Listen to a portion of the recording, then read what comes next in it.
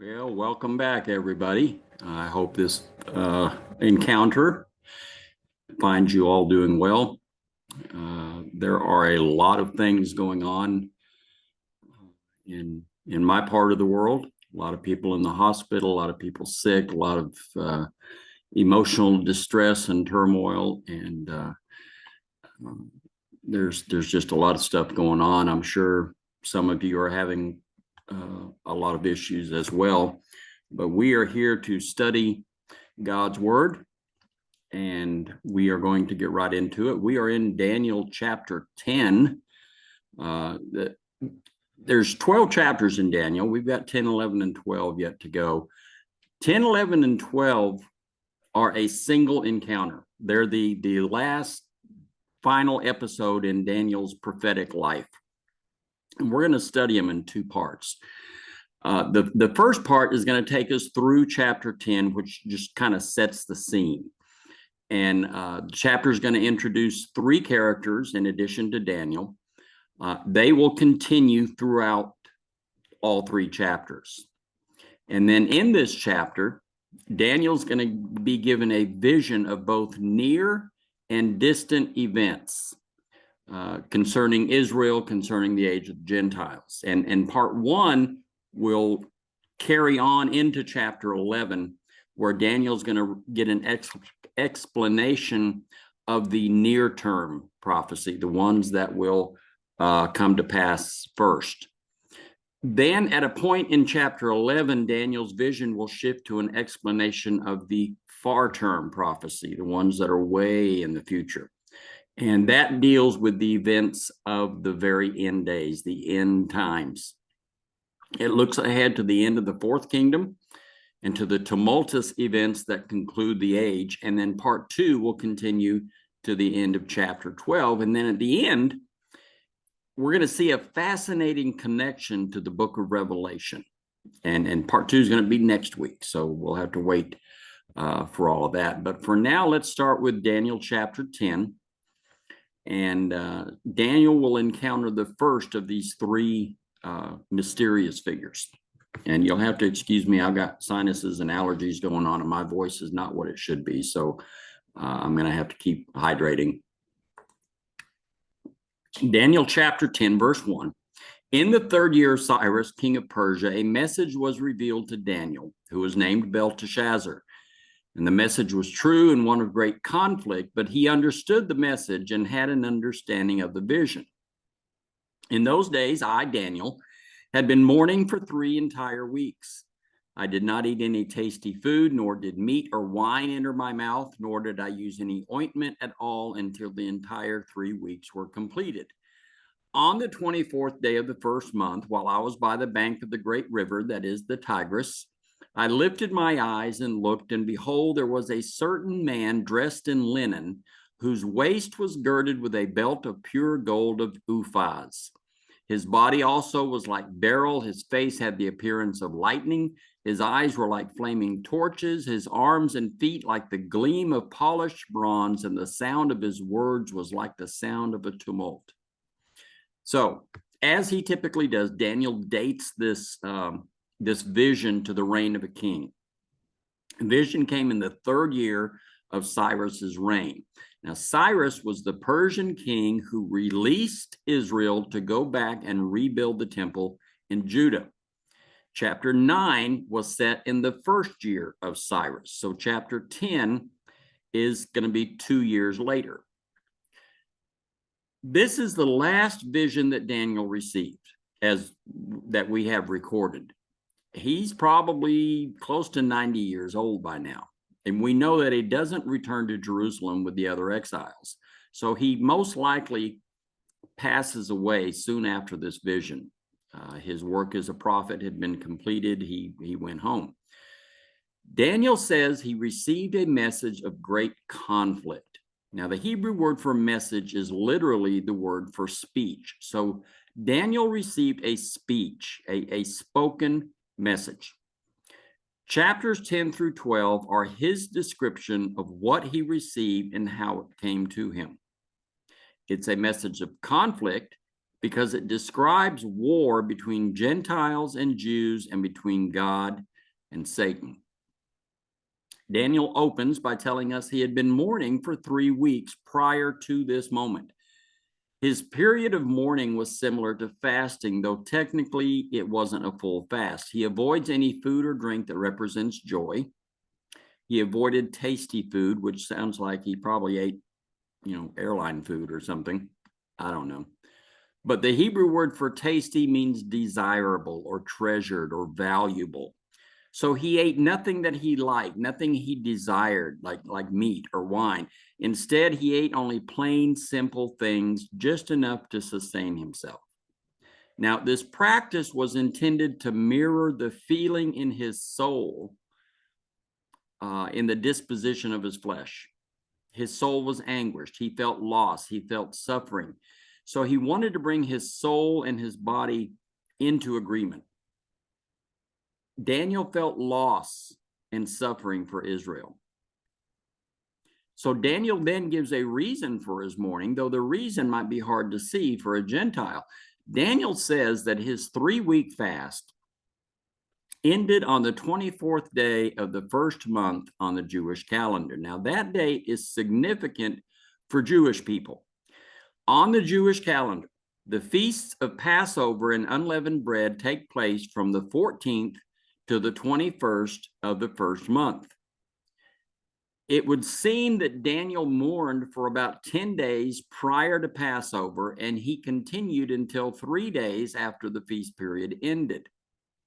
Now, since he gives us such a precise date for his mourning period, it would suggest that it was connected to this feast period. The Passover remembers Israel's freedom from slavery in Egypt. And the Feast of Unleavened Bread remembers the Exodus out of the land. So for Israel, this holiday served as an Independence Day celebration. It represented victory over oppressors. It stood for freedom. And most of all, it remembered Israel's God defeating the so-called little g gods of Egypt and the rest of the world. So you might imagine that as the feast approached, Daniel entered a period of mourning because he knew Israel had many generations of oppression still to come. He knew Israel's final Exodus victory was a long way off. And in the meantime, the nation would have to endure thousands of years of Gentile oppression. Daniel is mourning the weight of God's judgment against his own people. And maybe he was hoping that his mourning might move God to maybe change his mind, alter his plan a little bit, maybe take a few years off for good behavior, But instead, the Lord takes favor upon Daniel by visiting him in a very unique way. And what follows in this scene are both things that connect back to previous chapters of Daniel and things that look forward to the final book of the Bible, the book of Revelation. So beginning in verse 5, with the introduction of a new character, Daniel is standing by the bank of the Tigris River. Now, this river ran through Babylon, and he looks up to see a figure which Daniel calls a certain man. Now, his description of this man reminds us of the one that Daniel saw briefly in chapter 8, who was suspended over a river. Remember back in chapter 8, verse 15, he says, "When I, Daniel, had seen the vision, I sought to understand it, and behold, standing before me was one who looked like a man. And I heard the voice of a man between the banks of Ulai, and he called out and said, Gabriel, give this man an understanding of the vision." Now, in that earlier moment, the man between the banks called to the angel Gabriel to give Daniel an explanation of one of his visions. And as we'll see in chapter 12, this man is also suspended above the river Tigris. So that naturally leads us to conclude that this man must be the same man as the one Daniel saw in chapter 8. But this time, Daniel provides a description of the man. And by Daniel's description, the man seems to be glowing almost white hot. First, his clothing is white linen, like the robes worn by a priest. White implies purity, and the outfit of a priest implies an intercessor with God, so a go-between. His belt was pure gold, which signifies great importance and majesty and would reflect light like a mirror. Daniel knew the gold's origin. It was a place called Uphaz. We don't know where that is, where that was, or anything about it. His body is like beryl, which is a transparent yellow stone that glows when light catches it. And then his face is an intense white light, like lightning. And his eyes look like flaming torches, while the rest of his body is like polished bronze, which also reflects light brilliantly. And finally, his voice sounded like a tumult, which means many different sounds coming together at once. Another word for that would be a cacophony. It's just a lot of noise altogether. The overall effect is that of intense light and glowing reflections from every place combined with an intense, powerful sound. Okay, it's very, very attention getting. This is not something that you could overlook or, miss. But there's another place in the Bible where a person like this is described in a similar fashion. If you have your Bibles, turn to Revelation chapter 1. Verse 10. John says, I was in the Spirit on the Lord's day, and I heard behind me a loud voice like the sound of a trumpet, saying, write in a book what you see and send it to the 7 churches, to Ephesus and to Smyrna and to Pergamum and to Thyatira and to Sardis and to Philadelphia and to Laodicea. Then I turned to see the voice that was speaking with me, and having turned, I saw 7 golden lampstands. And in the middle of the lampstands, I saw one like a son of man, clothed in a robe reaching to the feet, and girded across his chest with a golden sash. His head and his hair were white like white wool, like snow, and his eyes were like a flame of fire. His feet were like burnished bronze when it has been made to glow in a furnace, and his voice was like the sound of many waters. So this is the Apostle John's description of Christ's appearance on the island of Patmos. Immediately, we see the similarity. In fact, John's description of Jesus varies from Daniel's only in terms of the comparisons made. For example, John says robe, Daniel says linen. John says a sash of gold, Daniel says a belt of gold. John says white like wool, Daniel says like lightning. John says a voice of many waters, Daniel called it a tumult. Apart from these minor trivial differences, the 2 prophets are describing the same person appearing in the same way. This man is specifically named in the book of Revelation as being Christ. So based on that description, we have to conclude that Daniel saw the pre-incarnate Christ in chapter 10. Now, anytime you see the angel of the Lord written in the Bible, that's Christ. So this is not the first time that Christ has appeared in the Old Testament. The angel of the Lord, Christ, appeared to Daniel's 3 friends in the fiery furnace. So here we have the first of several important connections between the books of Daniel and the book of Revelation. Remember, we said at the beginning of this study that Daniel sometimes is called the revelation of the Old Testament. And here we're going to start seeing those connections. Daniel's book has been called the revelation of the Old Testament for good reason.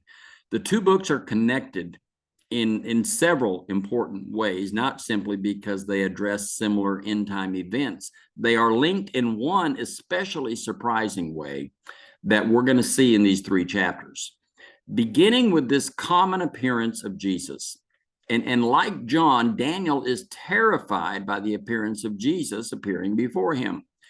Daniel chapter 10, verse 7, now I, Daniel, alone saw the vision, while the men who were with me did not see the vision. Nevertheless, a great dread fell on them, and they ran away to hide themselves. So I was left alone, and I saw this great vision, yet no strength was left in me.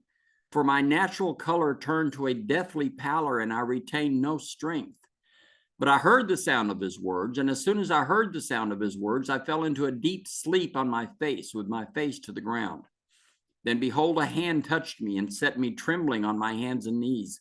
He said to me, O Daniel, man of high esteem, understand the words that I am about to tell you, and stand upright, for I have now been sent to you. And when he had spoken this word to me, I stood up trembling. So Daniel was apparently accompanied by others in this moment, though they didn't see what Daniel saw. It's kind of reminiscent of Paul's encounter with Jesus on the road to Damascus. Paul saw and heard Jesus, but the men that were traveling with him didn't. But in both cases, the companions were terrified by something and they ran off. They were removed from the situation. It became a one-on-one encounter. So for Daniel, this effect of this vision was dread and incapacitation. He physically became like a dead man. That's the uniform experience of human beings when we are brought in the presence of God's holiness. It's more than just a mental response. It's a physical response. Literally, our flesh reacts instinctively to the presence of God. Remember, this is what happened to Adam and Eve in the garden following their sin. They instinctively reacted to God's arrival in the garden by what? By hiding themselves. The reason humanity responds this way to God is our sin. It places us in mortal jeopardy before a holy and a just God. Even a man as good as Daniel experiences dread because he's still sinful. Doesn't matter how good you are, you're still a dirty, rotten sinner. So at this point, Daniel goes face down to the ground in like a coma. He's like in a coma.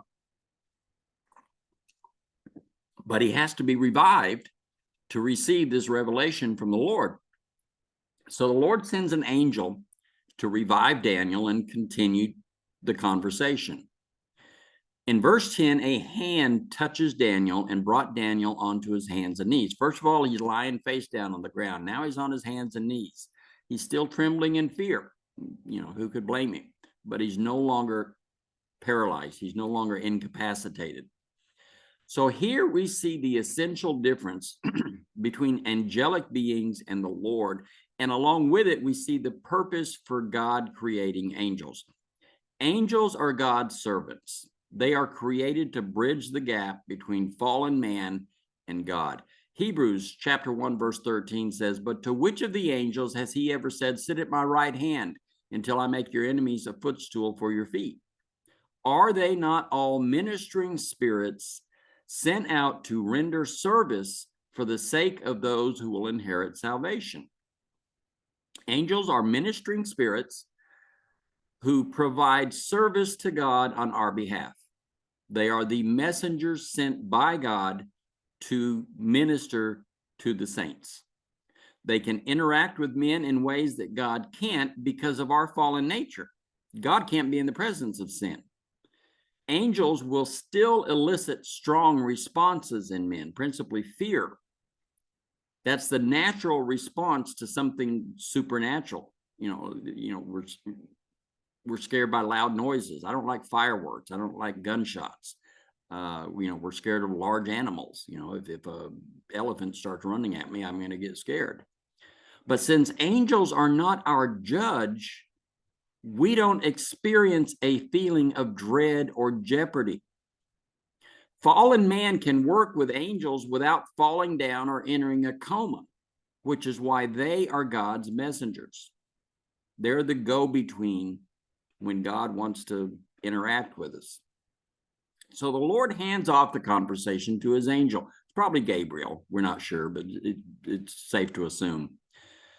How do we know that an angel has joined the scene in verse 10? Well, first, this pattern matches exactly the last time Daniel encountered the man over the water in chapter 8. Chapter 8, verse 16, "And I heard the voice of a man between the banks of the Ulai, and he called out and said, 'Gabriel, give this man an understanding of the vision.' So he came near to where I was standing.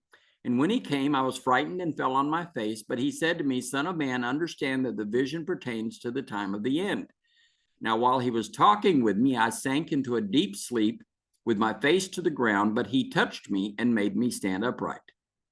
So the man, Jesus, sent Gabriel to bring Daniel the interpretation.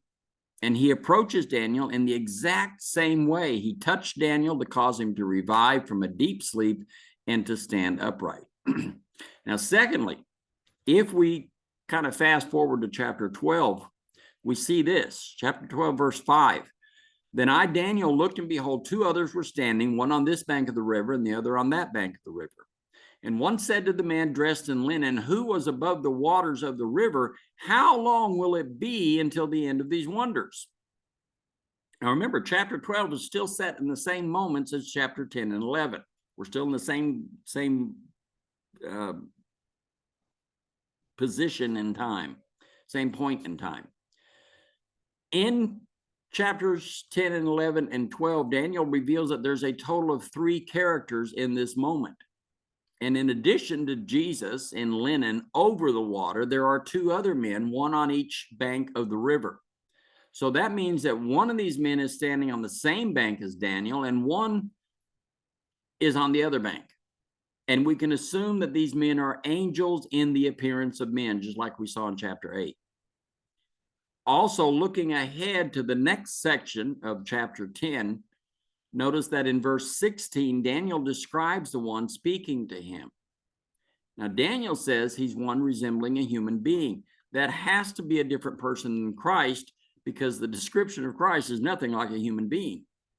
So this indicates a second character entered the scene at verse 10.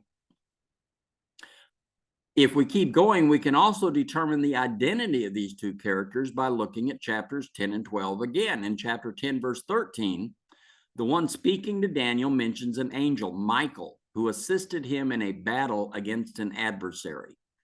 And then later in chapter 12, verse 1, this same character speaks of Michael again in the third person. So it would appear that the angel speaking to Daniel is Gabriel, the same angel that spoke to him in chapter 9. And on the other character on the far side of the bank is Michael, who apparently isn't much for talking. He's more of a fighter. So going ahead with that conclusion, then Gabriel has touched Daniel, and Daniel is now on his hands and knees. Now, from this point in verse 11, Gabriel tells Daniel that he is a man of high esteem, just like Gabriel said in chapter 9. Daniel is esteemed in the sense that he has received a great measure of God's grace, and then by his faithfulness and devotion to obeying God, he has commended himself. So with that, the angel directs Daniel to stand upright so he can receive a revelation of God by way of this messenger. So Daniel is moved to his feet. He's now standing, although he's still trembling, which of course prompts the customary angelic greeting.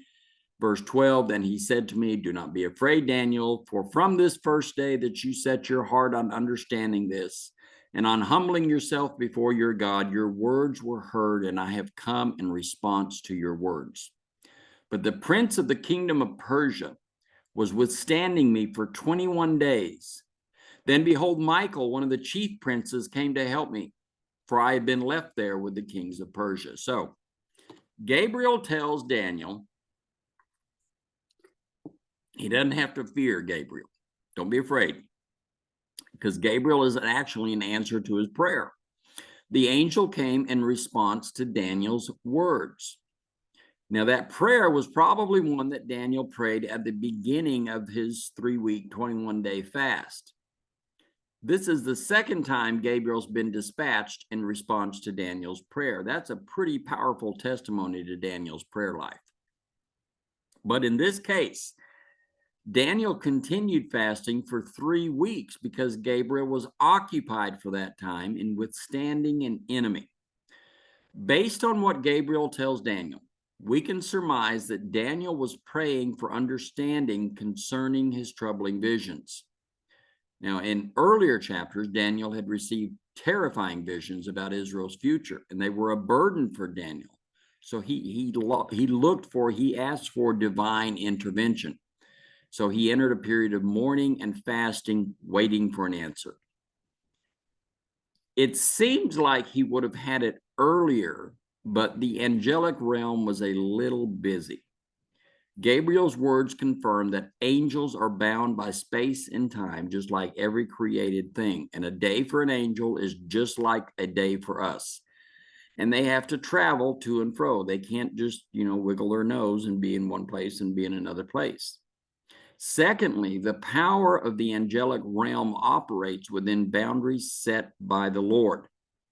In this case, the Lord didn't permit Gabriel to prevail, nor did he permit Michael to relieve Gabriel until the time was right. God never does anything too early or too late. He's always right on time. So it appears that the Lord wanted this delay for Daniel. Now, that's an encouragement for all of us to remember that the Lord may cause us to wait for a time for an answer to our prayer. God answers our prayers on his timetable according to his plan, so that everything that he has planned will be accomplished. So why was Gabriel busy for those 3 weeks? Well, Gabriel says that the prince of the kingdom of Persia was withstanding him. A prince is the Bible's term for a spiritual actor, usually an angelic being. In the same verse, Michael is called one of the chief princes. He's one of the archangels, is what that means. So we know that Gabriel is another archangel, so he too would be a chief prince. Now, in chapter 9, the Antichrist was called a prince because he will be indwelled by Satan, who is another fallen angel. So who is this prince of the kingdom of Persia? Well, he's an angelic being. He opposes Gabriel, so he must be an adversary of God's heavenly host, which means that he's a demon. And he has a special responsibility for Persia.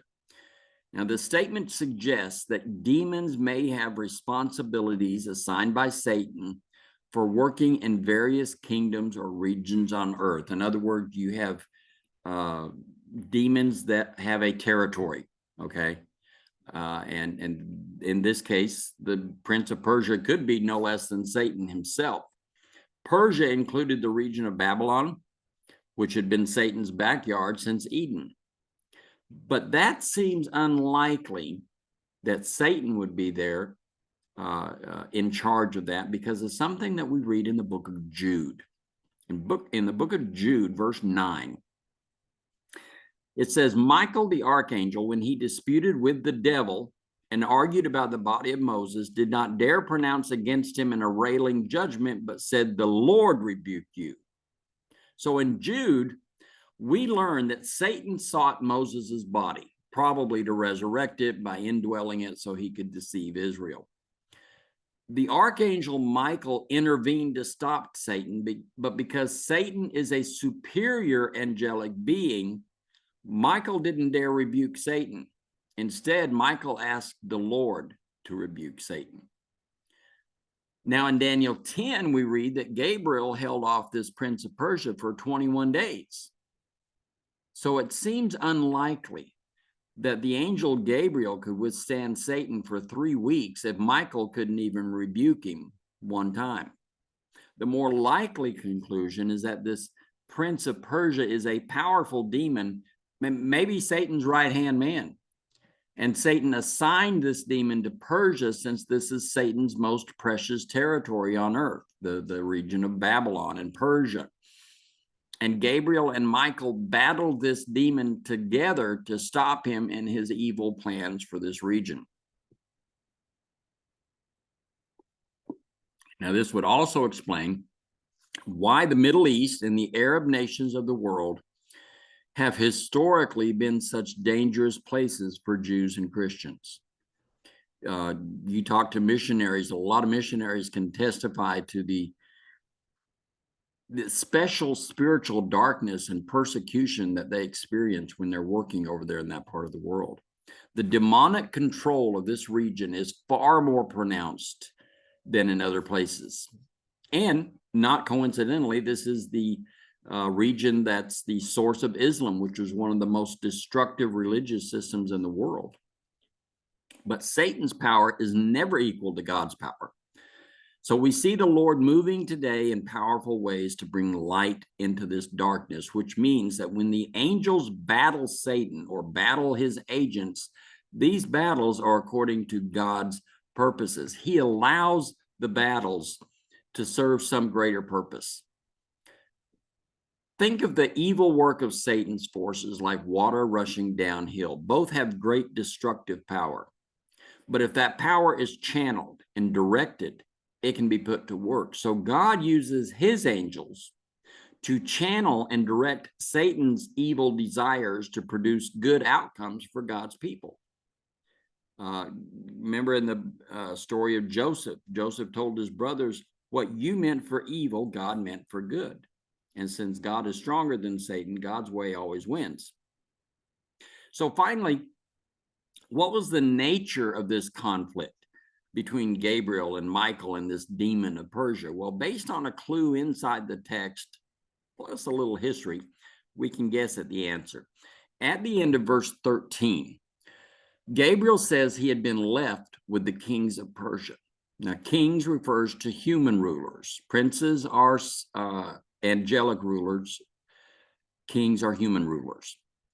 So these men seem to be the focus of the angelic conflict. The demons seemed intent on using these men to further some evil purpose, while Gabriel and Michael were intent on resisting the demon to prevent the success of his plan. Now we know this is happening sometime after the exiles have returned to Judah to rebuild the temple. In Ezra, we see how the powerful rulers of surrounding nations were opposing Israel's work in the land. Ezra chapter 4, verse 4, then the people of the land discouraged the people of Judah and frightened them from building, and hired counselors against them to frustrate their counsel all the days of Cyrus, king of Persia, even until the reign of Darius, king of Persia. So the people of the land, you notice, were resisting Israel's rebuilding. And those might have been the ones under the influence of the demon, or maybe the battle was over something that we never experienced on earth because Gabriel and Michael had prevented it.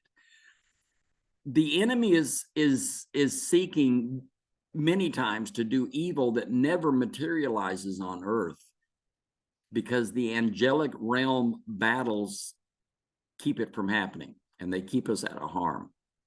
If you've ever wondered why Satan why Satan doesn't wreak more havoc on earth, it seems we have the angel forces in the angelic realm to thank for that.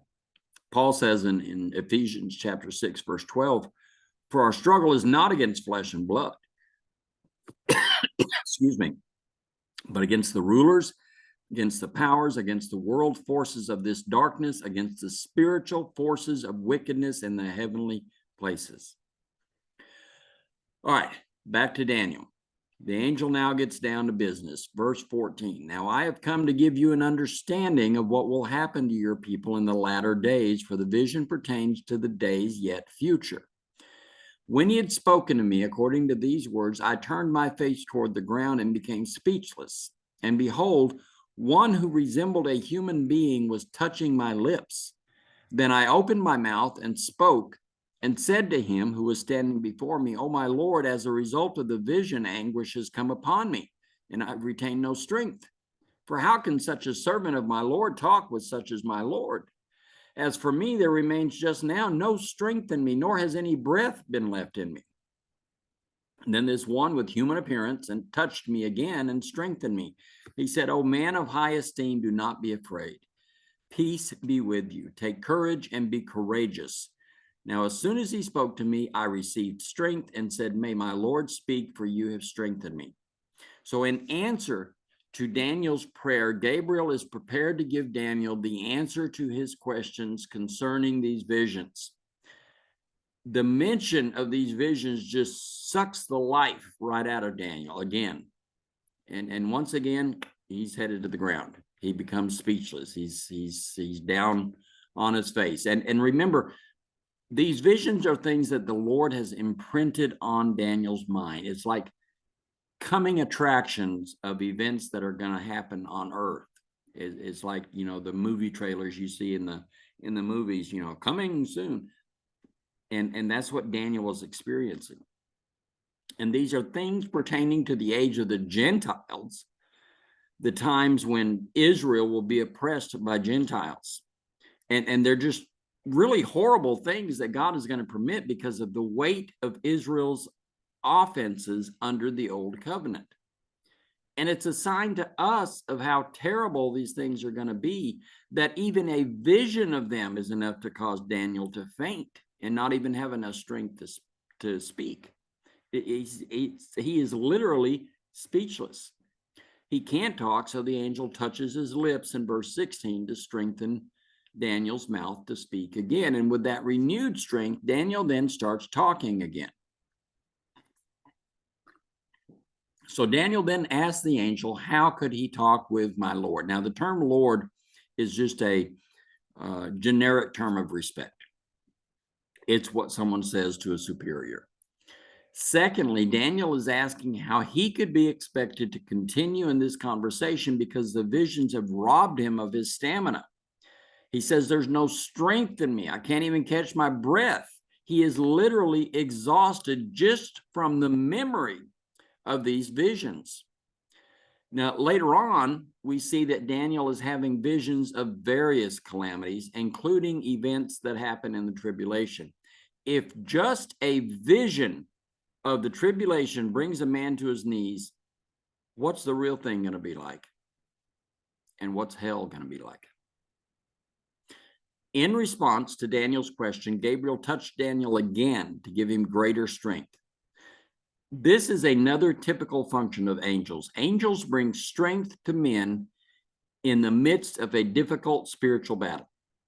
Same thing happens to Elijah in 1 Kings 19. And even Jesus received this ministry from angels when he fasted for 40 days in the desert. Gabriel tells Daniel to be strong and courageous because there is prophetic work to do. So having been supernaturally revived, Daniel says, all right, let's go. Tell me what I need to hear. So before beginning this revelation, the angel asked Daniel if he understands why Gabriel has come to him now. Verse 20 says, then he said, do you understand why I came to you? But I shall now return to fight against the prince of Persia. So I am going forth, and behold, the prince of Greece is about to come.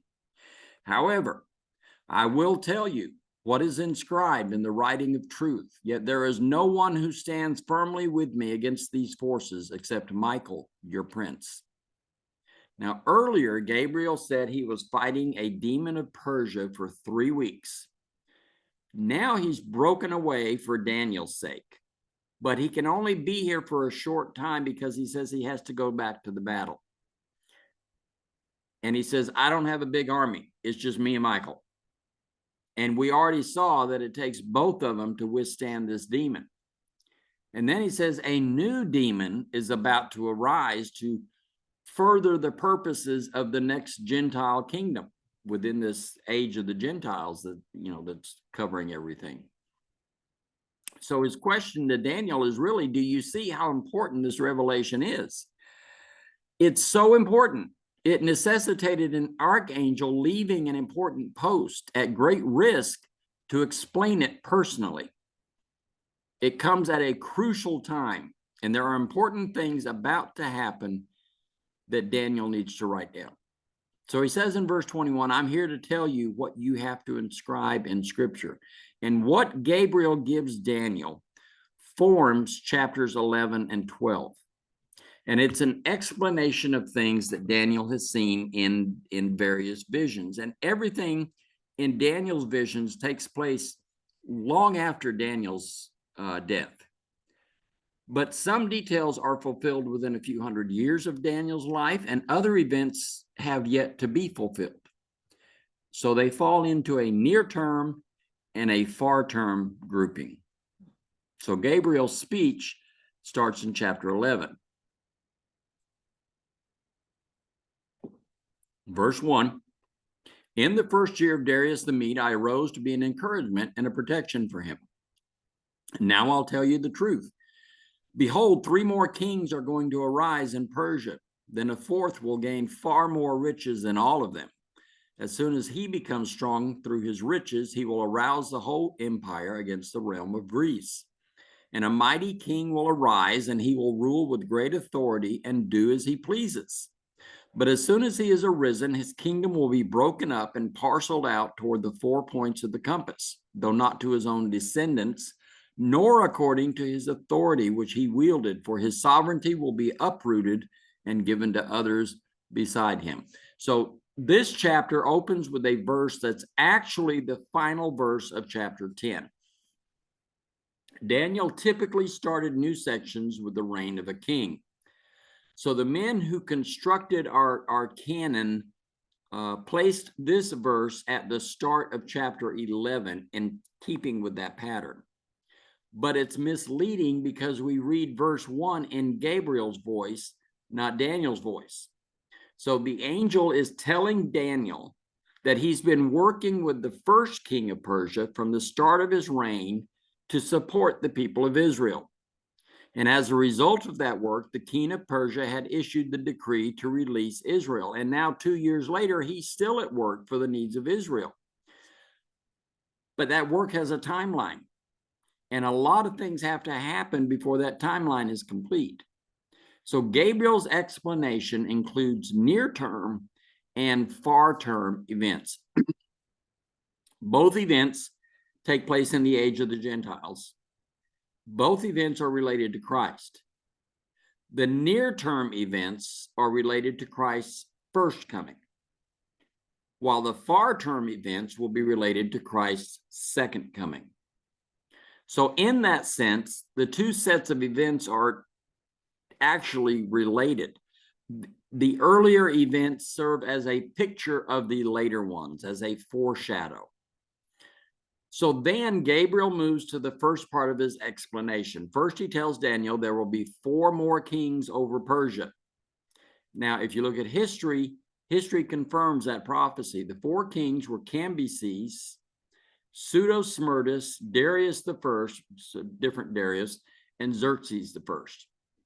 Now, Gabriel says the 4th king will have the greatest wealth and power, and again, history agrees. Xerxes became so powerful that he decided he could conquer a growing adversary in the west, Greece. And according to the Greek historian Herodotus, Xerxes assembled an army of 1 million men to attack Greece, and they conquered virtually all of Greece. They even burned Athens to the ground. But Xerxes was defeated in a famous naval battle and was forced to retreat. But his incursion into Greece laid the groundwork for the rise of somebody you may have heard of, Alexander the Great. And in verse 3, Gabriel moves to the 3rd kingdom of Greece, and that's Alexander the Great. He talks about him as a mighty king who does as he pleases.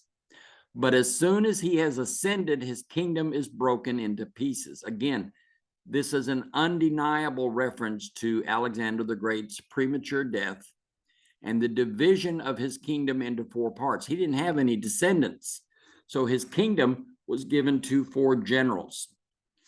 Now, this part of the prophecy just gives us context, and this next part just gives us context. Verse 5. And then the king of the south will grow strong, along with one of his princes, who will gain ascendancy over him and obtain dominion. His domain will be a great dominion indeed. After some years, they will form an alliance, and the daughter of the king of the south will come to the king of the north to carry out a peaceful arrangement.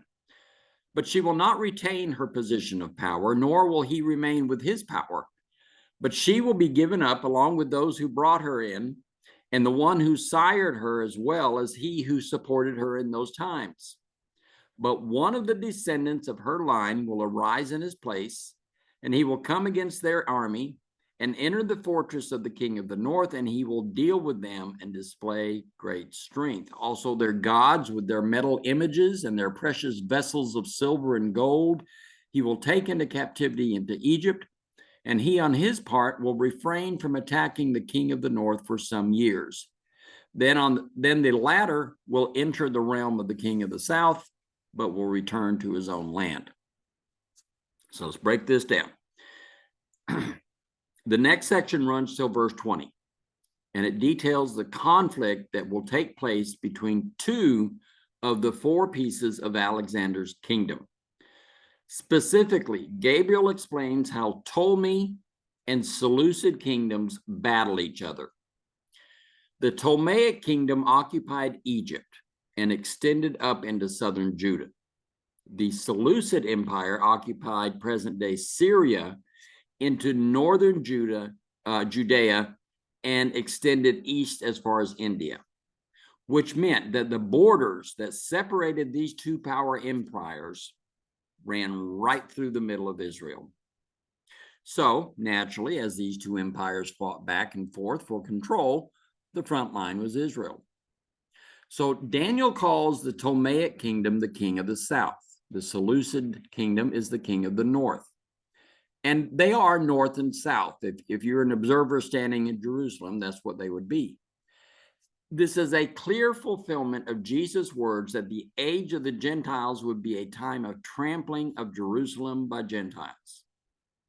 Now, what's coming up is a history of these two powers that we can kind of summarize, because it's important, but it's really just a backdrop for more important matters. But first, in verse 5, Ptolemy the first Soter, the king of the south, who was a general under Alexander, decided to make himself king or pharaoh over Egypt. Now, he had been assigned that territory as a governor, but now he decided he didn't want to answer to anybody. He wanted to be, the buck stops here guy. So he called himself pharaoh to gain acceptance from the Egyptian population. Now, meanwhile, another ex-Alexandrian general, Seleucus, the king of the north, rose to power over Babylon. Now, this guy was forced to defend Babylon against a third of Alexander's generals, the appropriately named Antagonists. And with Antagonists threatening to take over Babylon, Seleucus sought assistance from Ptolemy. And because he asked Ptolemy for help, Seleucus became his prince, as Gabriel says in verse 5. So effectively, Ptolemy now has power over Babylon as well as Egypt. Then, as Gabriel mentions, some years pass, and then new events take place. Eventually, these two men die, and their thrones are inherited by their sons, and then later, by their grandsons. And eventually, we have Ptolemy II ruling in the south, and Antiochus II ruling in the north. Now, these guys were bitter enemies, but in 250 BC, they decided, hey, let's bury the hatchet. Let's have a wedding. So Ptolemy's daughter would marry Antiochus, who had divorced his wife, Laodicea, in order to marry Ptolemy's daughter. Okay, you may need to write all this down. It's going to get a little confusing. When Ptolemy died, this is Ptolemy II, Antiochus II decided, I want to take my first wife back. So once Laodicea is back in favor, she had the new wife, who was named Bernice, killed along with her baby son. And just for good measure, she poisoned her husband and tried to rule in his place. Now, eventually, her son, Seleucus II, succeeded his father in the north, and that's the events described in verse 6. Later on, Bernice's brother Ptolemy III came to power in the south and determined to avenge her death in the north. So he launches an army against Seleucus II. The battle took place in Syria at Antioch.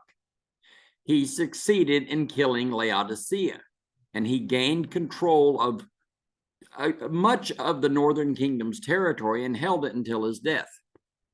That's verse 7. Now, after his conquest of the north, Ptolemy III returns to Egypt. He's bringing spoil along the way. He brought religious artifacts from Syria. That's all mentioned in verse 8. Verse 9 says, apparently, Seleucus II later counterattacked by trying to invade Egypt, but the attack was unsuccessful. Now, the Bible is the only place that records that particular campaign. History doesn't offer us any proof. All right, so We're up to verse 10 now. His sons will mobilize and assemble a multitude of great forces, and one of them will keep on coming and overflow and pass through, that he may again wage war up to his very fortress. The king of the south will be enraged and go forth and fight with the king of the north. Then the latter will raise a great multitude, but that multitude will be given into the hand of the former. When the multitude is carried away, his heart will be lifted up, and he will cause tens of thousands to fall, yet he will not prevail. For the king of the north will arise again, and the king of the north will again raise a greater multitude than the former. And after an interval of some years, he will press on with a great army and much equipment. Now, in those times, many will rise up against the king of the south. The violent ones among your people will also lift themselves up in order to fulfill the vision, but they will fall down. So eventually, Seleucus II dies, and he's succeeded by his son, Seleucus III, who dies quickly and is succeeded by his brother, Antiochus III the Great. And these sons of Seleucus II sought to restore the glory of Syria that were lost to the Ptolemaic kings. So each one attacked Egypt during his reign. And eventually the Seleucids succeeded in driving the Ptolemaic Egyptians back into the Sinai. That's verse 10. As a result, Ptolemy IV attacks Antiochus III at the new border in southern Israel. Now, this attack was devastating. He destroyed Antiochus's army, but Antiochus regrouped and stopped the advance. And in the end, Ptolemy IV recaptured just Palestine. That's verse 11 and 12. Antiochus will direct his military efforts in other directions for a while, rebuilding his forces against lesser adversaries, but eventually he returns to battle the Ptolemaic kingdom, and he succeeds in retaking Palestine in 203 BC. That's described in verse 13. Now, to this point, you should have noticed that the back and forth battles have centered on Israel. The Jewish people have been tossed back and forth, to and fro, with each new campaign. Now, in this case, as Antiochus III entered the land again, the people of Israel sided with him. They opposed the Egyptians of the Ptolemaic kingdom and helped Antiochus repel them. This uprising of the many of Israel against the king of the south is recorded in verse 14.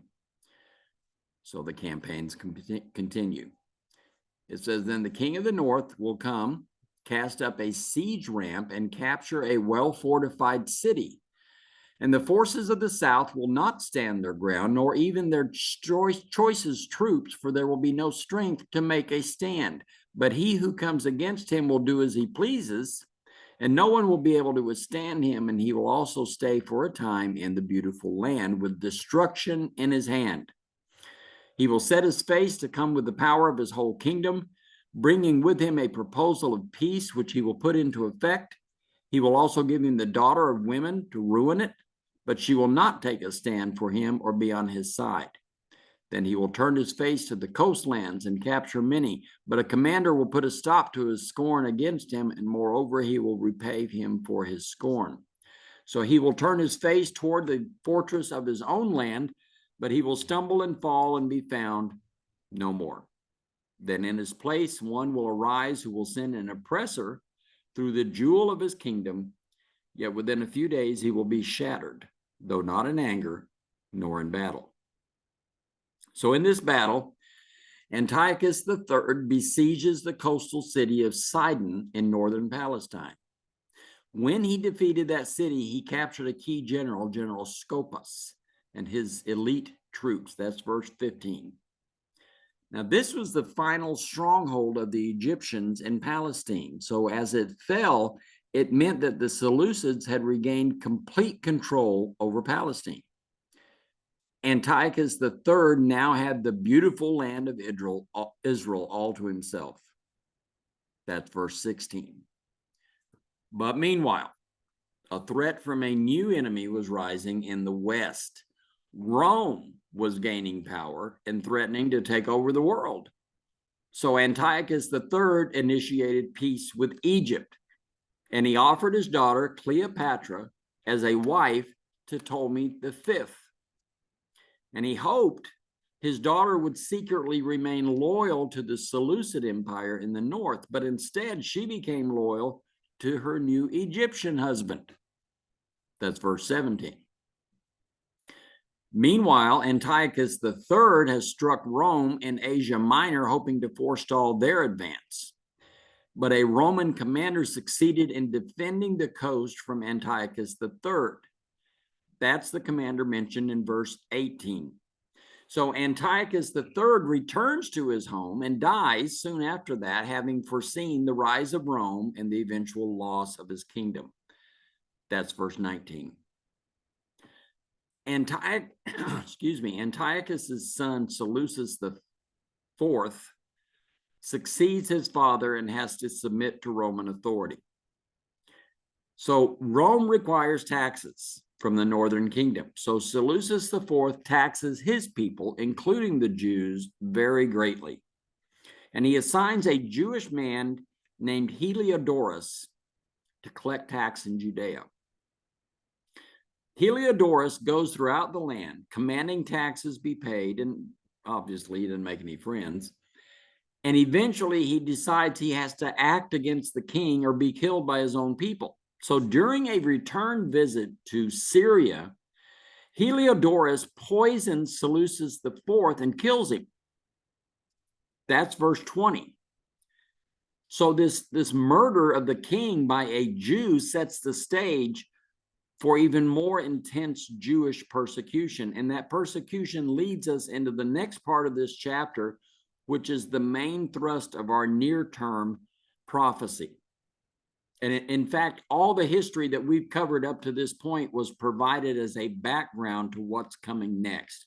From verse 21 to 35, a particularly despicable man will take center stage. And his exploits against Israel will become legendary. And he pictures, he becomes a picture of another infamous historical figure. And we'll take a look at that figure and the one that he pictures next week as we finish up this chapter. And we'll also cover chapter 12. I know this has been a lot of information. I hope I haven't lost any of you. But as we mentioned, this is kind of a backdrop. It kind of lets you know what's going on in the world when all this end time stuff starts taking place.